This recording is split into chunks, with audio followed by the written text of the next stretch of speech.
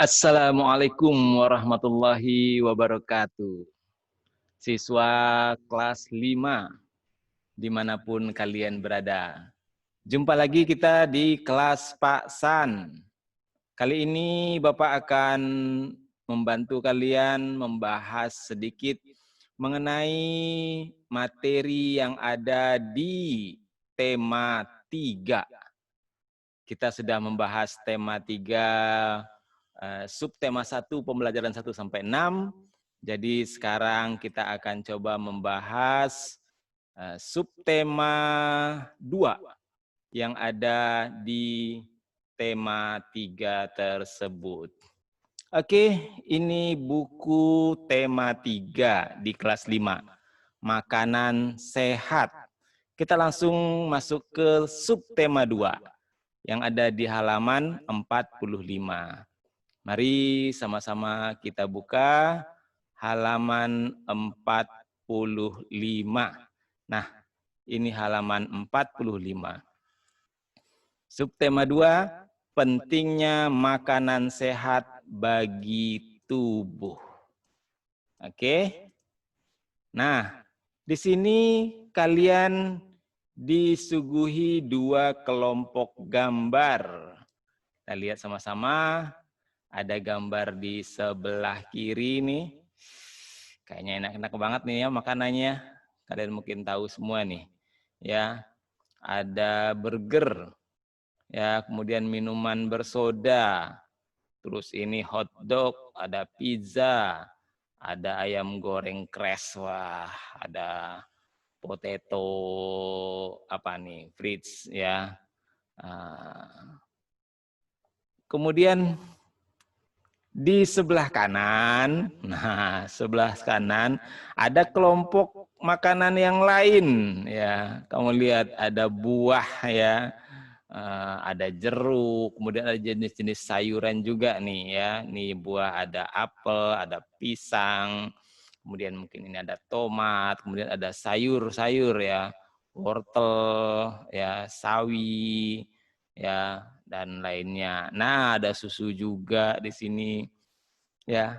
Nah, setelah mencermati gambar tersebut, kalau misalnya kamu diminta memilih nih, kelompok mana yang kamu pilih? Yang sebelah kiri ini ya, atau yang sebelah kanan? Ya. Masing-masing mungkin akan berbeda pilihannya, tergantung sukanya masing-masing ya. Nah, mengapa kamu memilih tersebut? Ya. Nah, mungkin ada yang memilih ini karena menganggap wah enak mungkin ya, atau mungkin kamu memang pernah nyoba ya, wah terlihatnya modern ya, keren ya.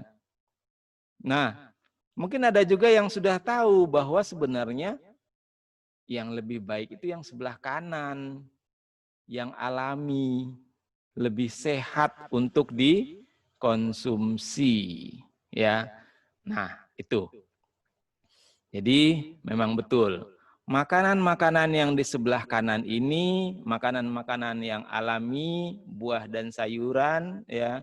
Inilah makanan yang seharusnya lebih banyak kita konsumsi setiap hari. Itu kalau kita mau menjaga kesehatan kita. Oke? Jadi ini mengenai pengantar di subtema 2.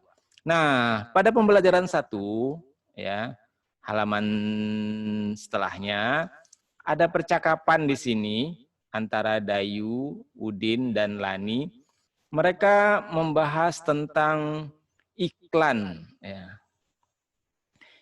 Nanti silakan kamu baca ya. Nah, Dayu di sini menceritakan bahwa semalam dia melihat iklan tentang obat sakit perut ya untuk anak-anak di televisi. Kemudian Udin bertanya, wah ada iklan baru lagi ya, produk baru berarti. Nah, betul, dan iklan itu menarik katanya. Ya, kenapa? Karena dibuat seperti film. Nah, di sini kemudian Lani menjelaskan ya, ternyata media iklan itu macam-macam. Ya, kalau kamu suka iklan yang mana? Yang di media cetak, ya, seperti koran atau majalah, nih koran majalah, atau di media elektronik. Nah, kemudian Udin bilang bahwa dia lebih suka iklan yang ada di media elektronik. Kenapa? Karena gambarnya dapat bergerak dan ada suaranya. Jadi lebih seru katanya. Tentunya kamu juga udah sering ya menyaksikan iklan-iklan di televisi. Itu adalah iklan-iklan media elektronik. Seru memang. Ya, ada jalan ceritanya, kemudian gambar, suara. Nah, tapi kemudian Lani menyatakan bahwa dia suka dua-duanya. Kenapa? Karena ternyata walaupun iklan di media elektronik itu memang terdengar lebih seru, tapi iklan di media cetak juga banyak yang bagus-bagus. Apanya? Gambar-gambarnya, ya, dengan warna yang cerah dan kalimat iklannya juga bagus-bagus. Nah, itu ya kelebihan dari iklan media cetak dan juga iklan pada media elektronik. Nah, di sini kemudian kamu diminta ya berdiskusi, tapi mungkin kamu bisa sendirilah ya, menjelaskan apa ya pendapatmu tentang iklan media cetak dan juga apa pendapatmu mengenai iklan media elektronik. Oke, silahkan. Setiap anak mungkin pendapatnya bisa berbeda-beda, sah-sah saja, mana yang lebih kamu suka. Boleh juga kamu tambahkan di penjelasan kamu, apa itu iklan media cetak dan apa itu iklan media elektronik. Nah, kemudian diminta lagi kalian untuk berdiskusi, gunakan kertas A4, tahu ya kertas A4, kemudian lipat menjadi 3 kolom nih, ini kolom pertama, ini kolom kedua, kolom ketiga, lalu pada kolom pertama nanti kamu tulis nama iklan. Nah, iklan itu apakah kamu lihat di media cetak atau di media elektronik? Nah, kalau misalnya media elektronik, apakah kamu pernah mendengarnya di radio atau menyaksikannya di televisi? Apa alasanmu memilih media tersebut? Oke? Nah, alasan kamu mengelompokkannya ke dalam media tersebut. Itu. Kemudian, kalian juga diharapkan sebenarnya, kalau ini kegiatannya di kelas, ada anak yang memperagakan iklan. Ya, ada anak yang memperagakan iklan. Kemudian anak lain nanti memberikan tanggapan. Berikan tanggapan. Apa tanggapannya? Misalnya kamu menanggapi, oh saya pernah atau tidak pernah, atau pernah mendengar, melihat iklan tersebut. Seperti itu. Kamu bisa nebak berarti. Ya. Kemudian jika saya mengingat iklan tersebut, ya, jika kamu mengingat iklan tersebut, hal apa yang masih kamu ingat? Bagian yang kamu ingat itu yang mana? Kemudian apa yang menarik dari iklan itu? Nah, ini jika ada yang memperagakan iklan dan kamu menebaknya atau menjawab seputar iklan tersebut. Berikutnya ada lagi kamu diharapkan bisa nih membaca percakapan. Di sini ada percakapan antara Lani dan Dayu. Ya, Lani di sini mengaduh perutnya sakit. Kemudian Dayu menanyakan, wah kenapa Lan? Sepertinya mahku kambuh. Nah ini berarti tentang penyakit mah. Ya, kemudian Dayu bilang kemarin mahku juga kambuhlan. Dokterku memberikan obat mah seperti yang ada di iklan televisi. Bahkan ada obat mah yang memiliki aneka rasa. Mungkin kamu pernah meminumnya. Oh iya, aku ingat. Ternyata aku memiliki obat mah yang kamu maksud di dalam tasku. Terima kasih atas perhatiannya ya. Kemudian Lani, lalu apa kata dokter waktu itu? Nah, apa yang menyebabkan mah kita kambuh? Nah, di sini kemudian diminta kalian coba ya, kamu ulas lagi cerita ini. Masih ingat enggak? Kenapa ya? Nah, penyebab seseorang dapat terserang mah. Kamu tulis di sini. Kenapa seseorang bisa terkena mah? Macam-macam ya. Mah itu sebenarnya bukan penyakit ya. Mah itu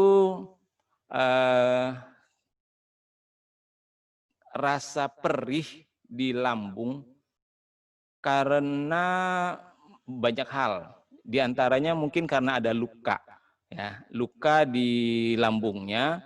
Kemudian ketika kena zat asam lambung terasa perih.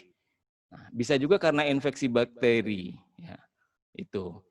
Kemudian sebenarnya ada hal-hal lain juga yang menjadi penyebab sakit mah itu. Ya, di antaranya adalah adanya ujung-ujung saraf ya yang tadi lebih peka di dalam lambung kamu, sehingga ketika terkena zat asam lambung menjadi terasa lebih sakit. Nah, gejala-gejalanya macam-macam. Nah, nanti di sini berikutnya adalah ada tugas kamu nih. Ya. Mah itu apa ya? Terus disebabkan oleh apa? Gejalanya gimana? Cara mengatasinya gimana? Nah, informasi ini bisa kamu cari di internet ya. Googling aja, googling. Tanya di Mbah Google. Oke. Nah, selain mah sebenarnya ada ya penyakit-penyakit gangguan sistem pencernaan yang lain seperti diare, kemudian lain-lain sebagainya. Ini silahkan kamu cari informasi ini sebanyak-banyaknya. Ingat, cari apa saja yang menjadi gangguan pada sistem pencernaan. Kemudian setelah dapat, kembangkan lagi. Jadi ini adalah peta pikiran. Ya, kembangkan lagi. Misalnya seperti ini, kamu dapat salah satu gangguan sistem pencernaan adalah mah. Nah, bagaimana mengembangkannya? Jelaskan mah itu apa, kemudian disebabkan oleh apa, gejalanya apa, kemudian cara mengatasinya bagaimana. Nah, misalnya lagi ada gangguan sistem pencernaan yang lain adalah diare misalnya. Sama kayak tadi, diare itu merupakan apa, disebabkan oleh apa, gejalanya bagaimana, cara mengatasinya gimana. Begitu juga dengan gangguan sistem pencernaan yang lain. Ya, untuk melengkapi ini, sekali lagi kamu bisa mencarinya di internet ya. Sebanyak-banyak yang kamu bagus untuk mendapatkannya, itu akan menjadi pengetahuan buat kamu. Nah, di sini berikutnya kamu diminta untuk mencoba bekerja dalam kelompok, ya, pilih salah satu gangguan pencernaan. Jadi ini di sini kamu pilih salah satu, misalnya mah saja atau diare saja atau yang lain-lainnya, ya ada kanker lambung, kemudian ada sembelit mungkin ya dan sebagainya. Nah, pilih salah satu terus bikin poster ya. Bikin poster itu. Kalau tentang poster ini udah berkali-kali ya tugas kita, Bapak yakin kalian sudah bisa lah mengerti tentang poster tersebut. Ingat ada judulnya di situ yang harus terbaca dalam jarak minimal 2 meter. Jadi ketika orang berada 2 meter dari poster kamu, dia bisa baca judulnya dan itu menarik perhatian ya. Seperti itu. Kemudian informasinya juga dalam bentuk poin-poin aja. Singkat, padat, tulis yang rapi, cukup besar, terbaca dalam jarak ya kurang lebih 1 meter. Jadi agak lebih kecil sedikit daripada judul. Nah, itu. Kemudian ada gambarnya juga, jangan lupa. Gambarnya juga harus menarik, ya. Nah, kemudian kan kalau ada sumber, kamu cantumkan sumbernya akan lebih baik. Nah, Bapak kira itu. Nah, ini ada contoh di sini. Kalau ada foto, kamu taruh sini fotonya, ya. Ini contoh dari poster tadi. Sehingga kemudian ini bisa menjadi media informasi buat orang-orang dan lebih mengerti tentang diare ini. Oke, Bapak kira itu. Sebelum kita akhiri di sini, ya, diare itu salah satu penyakit yang cukup berbahaya sebenarnya kalau terlambat, kalau dibiarkan. Kenapa? Karena bisa menyebabkan dehidrasi. Nah, dehidrasi itu bisa sedikit kita cegah dengan cairan oralit. Nah, ini. Nah, di sini akan diajarkan kamu bagaimana cara membuat cairan oralit tersebut. Langkah-langkahnya apa? Nih, siapin dulu bahan yang dibutuhkan. Apa bahannya? Setengah sendok teh garam. Jadi garamnya setengah sendok teh. Kemudian ada gula pasir. Nah, gula pasirnya banyak nih, yaitu 6 sendok teh. 6 sendok teh itu kurang lebih 3 sendok makan, ya. Jadi sendok teh itu lebih kecil, sendok makan, ya kamu mungkin lebih tahu sendok makan mungkin. Nah, kemudian air 1 liter. Ini airnya air hangat. Boleh kamu tambahkan pisang secukupnya. Ya, ini hanya sekedar untuk rasa, dan juga di pisang itu ada kalium yang penting buat tubuh. Nah, cara membuatnya gimana? Tadi gula, garam, dan air hangat itu dilarutkan, diaduk, ya. Gula dan garam itu diaduk dalam air hangat. Kemudian pisangnya dapat dilumatkan secukupnya, atau misalnya dimakan begitu aja juga boleh, ya. Misalnya habis diminum cairan oralitnya, terus makan pisang. Sehingga nanti terakhir yang tersisa kan rasa pisangnya. Nah, setelah kamu coba buat, ya, kamu bikin laporan sederhana, ya. Kemudian apa sebenarnya manfaat dari larutan oralit tersebut? Oke, sebagai penutup, ada renungan dan kerjasama dengan orang tua. Renungannya adalah hal-hal baru apa saja yang kamu pelajari hari ini. Coba kamu renungkan kembali. Ya, kalau tadi kamu mendapatkan banyak informasi dari pencarian informasi di internet mengenai penyakit-penyakit yang terkait saluran pernafasan atau gangguan sistem pencernaan, maaf, ya, sistem pencernaan, maka itu akan menjadi hal yang baru bagi kamu, ya. Nah, kemudian hal-hal lainnya adalah kegiatan bersama orang tua. Nah, apa kegiatan bersama orang tua? Yang tadi itu buat larutan oralit. Ya, itu bersama orang tua. Ikuti petunjuknya, kemudian bahan-bahannya juga seperti yang ada di buku.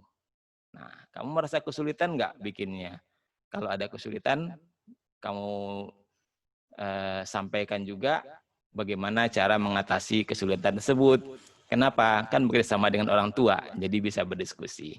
Oke, Bapak kira ini ya mengenai pembelajaran pertama di subtema 2, sedikit penjelasan dari Bapak. Semoga ada manfaatnya dan bisa memandu kalian belajar di rumah. Baik, sampai jumpa lagi di video berikutnya. Assalamualaikum warahmatullahi wabarakatuh.